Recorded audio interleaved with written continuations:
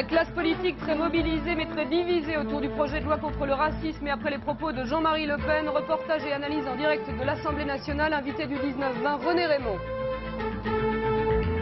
Amnistie ou non-lieu pour les hommes politiques, tribunal correctionnel pour les autres, l'affaire des fausses factures du Sud-Est relance le débat sur l'amnistie. Enfin, 18 postes frontières bloqués entre la France et l'Allemagne. Les routiers français protestent contre une taxe qui doit être mise en place en juillet. Bonsoir, il ne siège pas à l'Assemblée nationale, il n'est pas sénateur, il n'est même pas maire d'une commune française, il est simplement parlementaire européen. Mais c'est à Paris qu'il se fait remarquer et c'est à l'Assemblée nationale qu'il ravit la vedette à tous les autres députés. Un comble, son nom, Jean-Marie Le Pen, son appel hier à la désobéissance civique et ses menaces à peine voilées ont suscité un émoi considérable dans la classe politique qui devait débattre du racisme aujourd'hui sans lui. Forcément, il n'est pas député, mais qui ne parle désormais que de lui et c'est ce qu'il voulait. Mais revenons au projet de loi, Élise. Cette proposition de loi du Parti communiste comporte en fait deux innovations essentielles. La suppression possible des droits civiques pour les auteurs de délits racistes. Ils ne seraient donc plus éligibles. Un texte que les groupes RPR et UDF ont décidé de ne pas voter. Reportage et ambiance cet après-midi à l'Assemblée nationale. Philippe Dessevski et Patrick Floimont. Le Parlement se saisit d'une proposition de loi contre le racisme et c'est encore Jean-Marie Le Pen qui en est la vedette. Venu spécialement à l'Assemblée tenir conférence, le président du Front National fait ça le comble. Quand non loin de là, les communistes, auteurs du texte, sont quelque peu délaissés par les médias. Cette proposition qui prévoit entre autres la perte de tout droit civique à l'égard des contrevenants ne semble pas pour autant effrayer Le Pen qui apparaît même ragaillardi. Si je devais faire la liste et remercier à chaque fois que le pouvoir fait une erreur ou une faute, eh bien je n'aurais pas assez d'une conférence de presse. C'est en effet ce qui explique la montée en puissance du Front National. Merci Monsieur Rocard, merci Monsieur Marchais. C'est vrai que nous dénonçons clairement Le Pen. Il n'y a pas la moindre hésitation là-dessus. Effectivement, le texte montre du doigt le Front National. Ce qui n'est pas du goût de tous les socialistes dont certains ne veulent surtout pas transformer Jean-Marie Le Pen en victime. Mais le ministre chargé des relations avec le Parlement rejette tout état d'âme. Chaque fois qu'on s'occupe de Le Pen, on lui rend service. Moyennant quoi, vous avez un tas de gens qui ne font rien face à Le Pen, et c'est ça, lui rendre service, c'est ne rien faire. Voilà. L'opposition ne partage pas du tout cet avis et c'est unanimement que le texte sera rejeté, même les centristes sont déterminés à voter contre. Ce n'est pas par la répression qu'on réglera le problème du racisme. Je crois qu'il faut que le gouvernement s'attaque aux problèmes de fond, qui sont des problèmes d'éducation, de logement, d'intégration. Et ce n'est pas par des méthodes comme celle-là qui font de la publicité à M. Le Pen. Cessons de faire de la pub à Le Pen. Côté communiste, on pavoise et déjà on dénonce les propos tenus par Jean-Marie Le Pen. Ce que j'ai entendu hier soir à la télévision apparaissait tenir réellement du propos de caractère fascisant. Reste que le texte proposé par les communistes a été largement modifié et devrait être voté dans les prochaines heures, sauf surprise. Et l'on rejoint précisément Michel Lemerle en direct de l'Assemblée nationale. Est-ce que le calme est revenu, Michel? Oui, ça y est, la discussion a enfin commencé, mais c'est vrai, c'est un débat houleux, haché, difficile, parce que d'abord, tous les débats sur le racisme sont toujours des débats passionnés, mais parce que aussi, aujourd'hui, personne ne se sent très à l'aise dans ce débat. Les communistes ont été naturellement satisfaits que ce soit de leur texte qu'on discute, mais ils ne vont pas en retrouver grand-chose à l'arrivée. Le gouvernement, pas très à l'aise non plus, parce que finalement, à travers des textes techniques pas toujours très bien dominés, il risque d'apparaître comme voulant remettre en cause certaines libertés, par exemple sur le droit de la presse, et surtout de remettre en cause l'ensemble de sa concertation avec l'opposition qui allait vers un certain consensus contre le racisme. Opposition non plus pas très à l'aise, car bien sûr elle est contre ce texte, mais elle veut afficher sa bonne foi antiraciste. Alors, vous l'avez deviné, il ne reste que Jean-Marie Le Pen qui paradait cet après-midi dans les couloirs de l'Assemblée. Était-il vraiment utile de lui permettre d'engranger ainsi les dividendes du 1er mai, ne serait-ce que sur le plan de l'audience? Voilà, vous entendez comme moi la sonnerie, c'est sans doute la suspension de séance, ils se retrouveront les députés ce soir.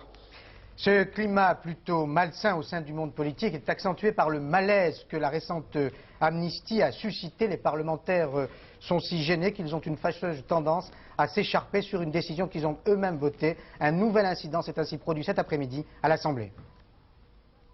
Et oui, messieurs, et c'est là sans doute où le bas vous blesse. Il n'y a pas que le groupe socialiste qui a voté cette loi.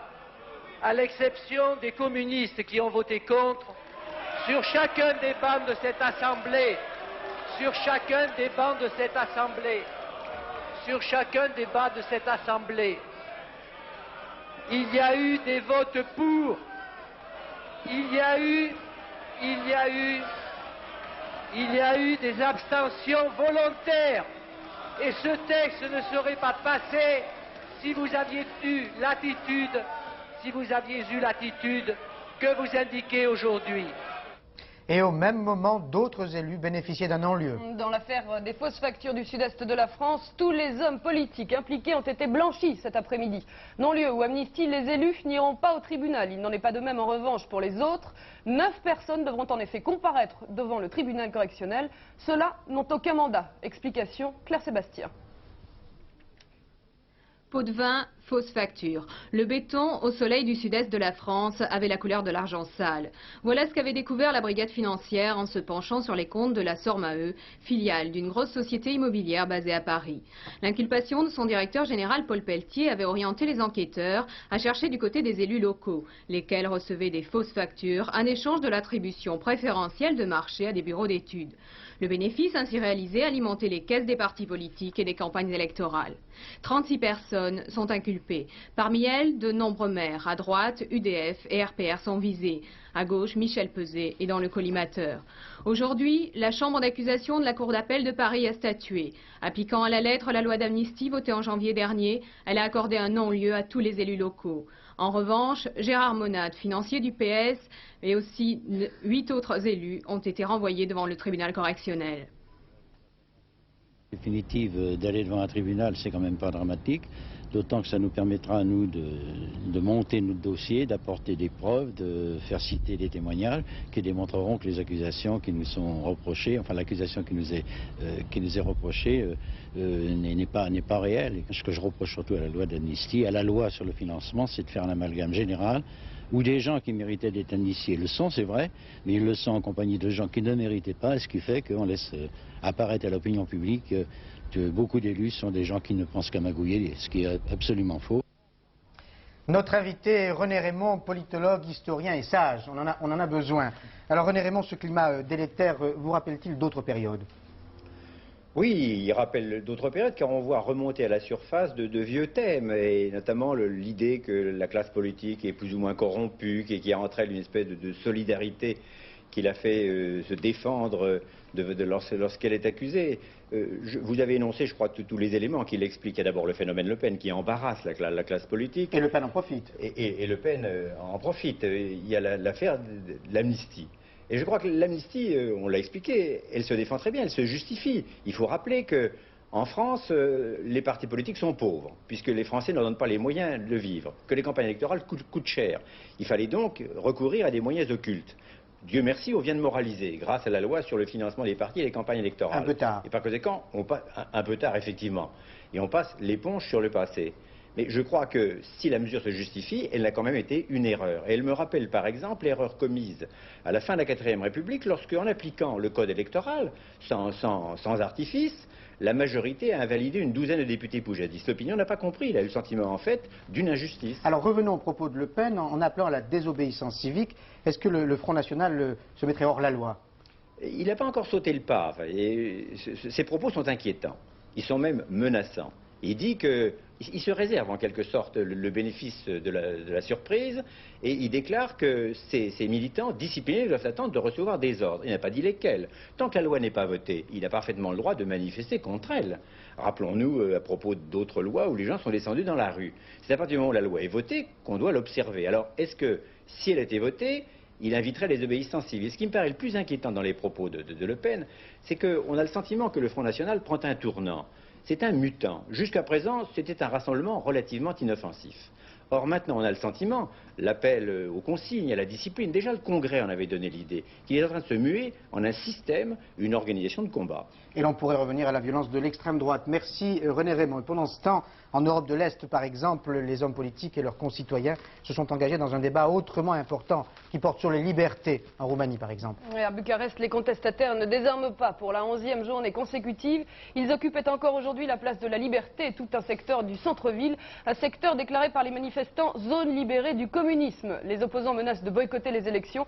Ils s'estiment et sont victimes de violences. Aujourd'hui même, la femme du candidat du Parti national paysan a été agressée. Reportage de nos envoyés spéciaux Philippe Pister et Marc Dou. Ces gens, ces voyous organisés par quelqu'un, ils ont commencé à agresser mon entourage, à frapper. Il y avait des blessés, des mains cassées, des yeux gonflés, des tympans perforés. Etc. Victor Loupan était en plein meeting dans le nord du pays. Les agressions de ce genre contre des représentants de l'opposition se sont multipliées la semaine dernière. Nous sommes au siège du Parti paysan. Son candidat au présidentiel, par exemple, Ion Ratiu, a dû se réfugier mardi dernier à Buzău dans un commissariat de police. Dans cette condition, c'est impossible d'imaginer des élections libres. Vous savez. Vous avez menacé de boycotter ces élections. Ah, bien entendu. Si cette campagne de violence qui doit cesser immédiatement continue, nous avons l'intention de boycotter les élections. Une menace de boycott qui a fait l'objet lundi dernier d'un communiqué commun des principaux partis de l'opposition adressé au gouvernement.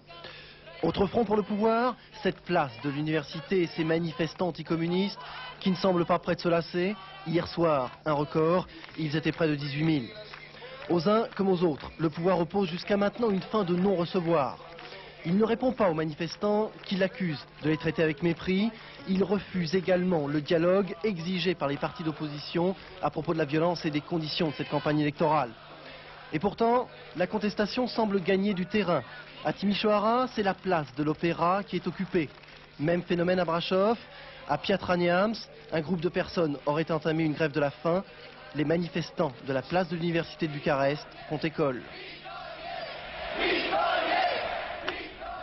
À l'Est, toujours en Lituanie, le président Landsbergis a demandé cet après-midi une médiation franco-allemande. Cette médiation concerne bien sûr la déclaration d'indépendance et le dialogue possible avec Moscou. Un espoir en Afrique du Sud avec le début des négociations entre le gouvernement et le Congrès national africain. Ces négociations ont commencé entre le chef de la délégation gouvernementale, le président De Klerk, que vous voyez, qui a fait part de sa foi et de sa confiance, et Nelson Mandela qui a dit « Les conditions existent pour résoudre les graves problèmes auxquels nous sommes désormais confrontés ». Espoir donc de cohabitation entre les deux communautés noires et blanches en Afrique du Sud. Élise ? L'Europe des transporteurs routiers en panne à la frontière franco-allemande depuis hier soir. 600 camions français bloquent en effet 18 postes frontières pour 24 heures. Motif, une taxe qui devrait être mise en place en juillet prochain en Allemagne fédérale. Les routiers français ne veulent pas en entendre parler. Reportage de nos stations de Nancy et Strasbourg. Commentaire Marie-Hélène Tichou. Barrage aux frontières. Depuis hier soir, 600 transporteurs routiers de l'Est bloquent 18 postes frontières avec l'Allemagne. Colère contre une taxe votée par le Parlement allemand et que devront payer les camionneurs à partir du 1er juillet. Cette taxe est élevée, en moyenne 160 francs par jour. Ce matin, sur l'autoroute Metz-Saarbrück, les voitures seules passaient au compte-gouttes. Un blocus franco-français car, par exemple, les gouvernements hollandais et danois ont décidé de rembourser cette taxe à leurs transporteurs. Ce n'est pas le cas pour la France, même si le gouvernement français s'est dit préoccupé par une telle mesure. Reste que ce blocus de 24 heures est un premier avertissement. Si le problème n'est pas résolu pour le 1er juillet, jour de l'instauration de la taxe, il est bien évident qu'aucun transporteur étranger ne rentrera en Allemagne et pour une durée indéterminée. Les Allemands condamnés par Bruxelles rétorquent « Nos transporteurs payent le péage sur les autoroutes françaises ». En fait, cette mesure pose le problème de l'harmonisation européenne. Plus de peur que de mal pour les 7 spéléologues belges sauvés la nuit dernière. Voici tout de suite les autres faits marquants de l'actualité en France grâce aux images de nos stations régionales. Commentaire Nathalie Darrigrand. 6 h ce matin, les voilà enfin. Les 7 spéléologues belges sont fatigués mais sains et saufs. Il a fallu 12 heures pour les remonter à la surface, 12 heures pour assécher la nappe d'eau qui les retenait prisonniers. À leur sortie, soulagement mais aussi réprimande. Selon les sauveteurs, ils ont agi comme des irresponsables. De notre part, on n'a pas vérifié la sortie avant de s'engager dans la traversée. Expulsion de squatteurs à Paris, dans le 11e et 20e arrondissement. La police a délogé ce matin une 60aine de familles. Elles devraient être accueillies par la mairie de Paris. Par ailleurs, 50 personnes et 12 enfants s'apprêtent ici à passer leur 4e nuit dehors.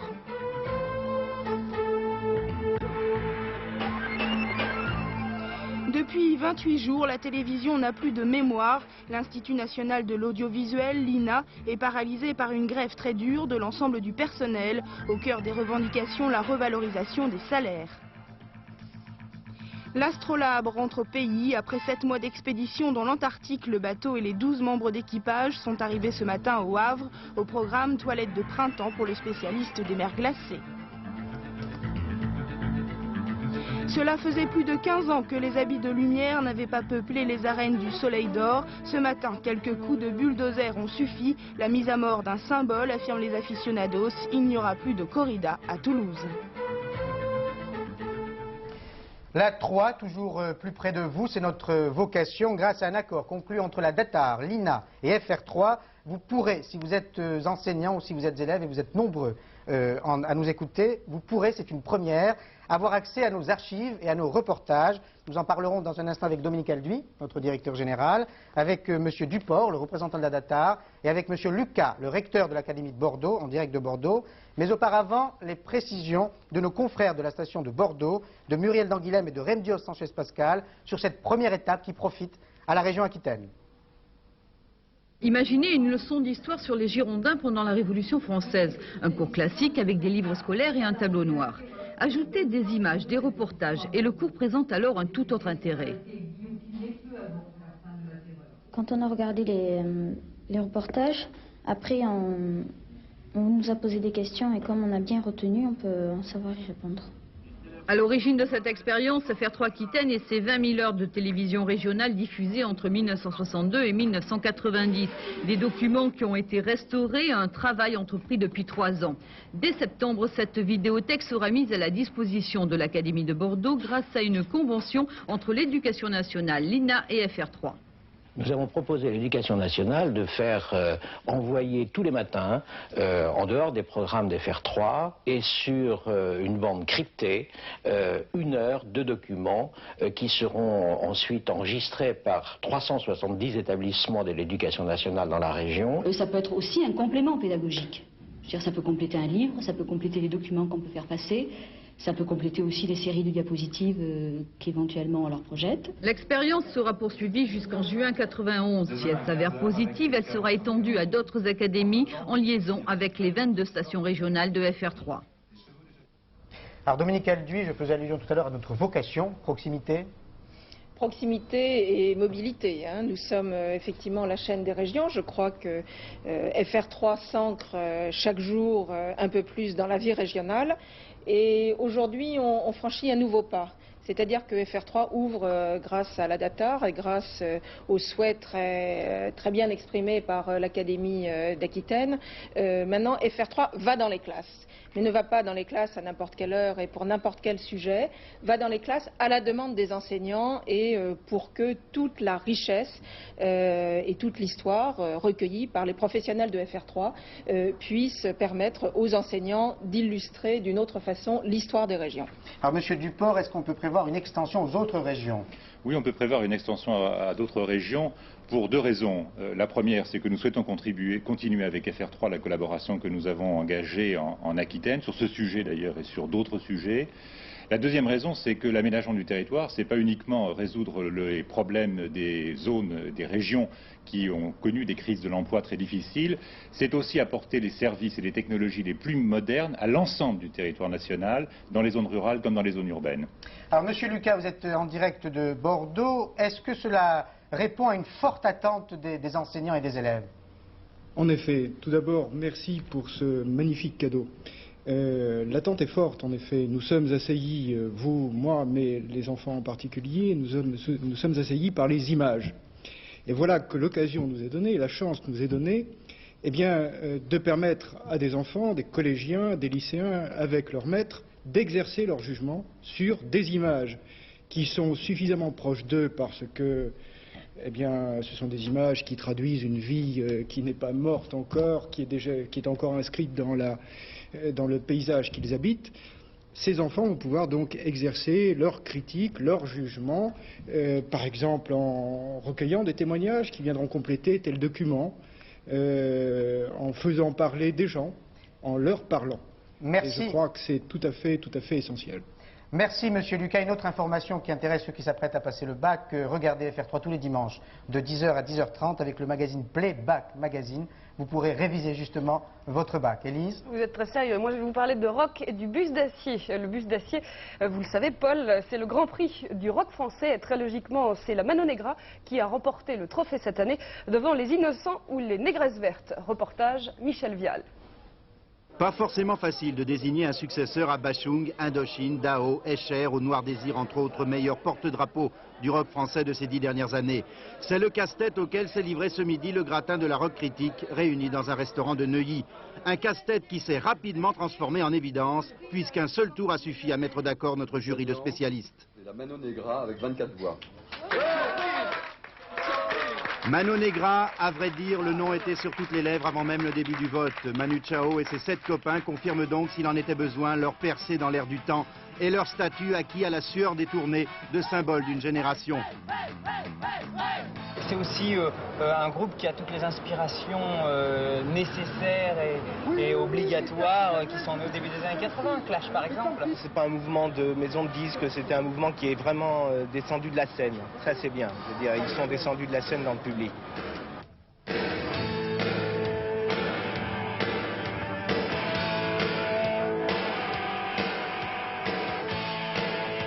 Il y a un coup de revie, un coup de regain, un coup d'adolescence. C'est Janov, je crois, qui disait que en fait, l'adolescence, c'est une manifestation de santé. Je crois que le rock, c'est une manifestation de santé, avec la Mano Negra, avec tous ces groupes-là. Je pense qu'il fallait plutôt voter pour un groupe un peu moins connu. On essaie toujours de consacrer des groupes qui ont déjà réussi, donc c'est pas la peine, quoi. Tous les groupes, précisément, n'ont pas été récompensés à leur juste valeur. Et pour son 10e anniversaire, un bus d'acier des années 80 sera attribué ce soir à un grand oublié de la décennie. Téléphone, Niagara ou Rita Mitsuko. Réponse cette nuit au bus Palladium.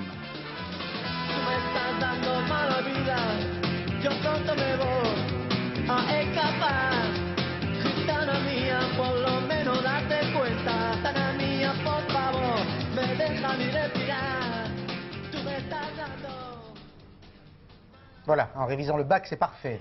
Du rire, du cirque, des variétés avec Christine Bravo et du jazz ce soir. Voilà le programme de la 3. Prochain rendez-vous avec l'info, c'est Soir 3 à 22h15, présenté par Marc Hautemont. Et tout de suite, c'est la météo complète de Florence Clain.